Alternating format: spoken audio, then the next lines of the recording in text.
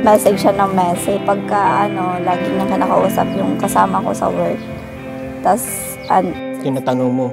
hindi, sinasabi ko sa akin, oy, si Rio, kinakamusta ka? Ba't di ka daw nagre-reply? Oo. Tapos sabi ko na, hayaan mo siya. Tapos after mga ilang buwan na yun, na-miss mo ako.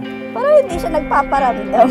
Bigla ko siyang naisip na i-message. Hindi, sabi ko pa nun, nung kinagabihan yun, sabi ko, bago ako matulog, sabi ko, bahala na to, hindi ko na siya titik. Sabi ko sa kanya, sabi ko sa sarili ko, pag once tong babaeng to, pag nag-take siya mamayang madaling araw, sabi ko, pag nag-take siya madaling araw, itutuloy ko yung pangiligaw ko. So, nagparamdam bigla eh.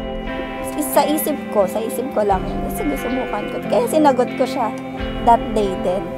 That was, January 11, 2011. Bilang girlfriend, boyfriend, 6 years and 1 month.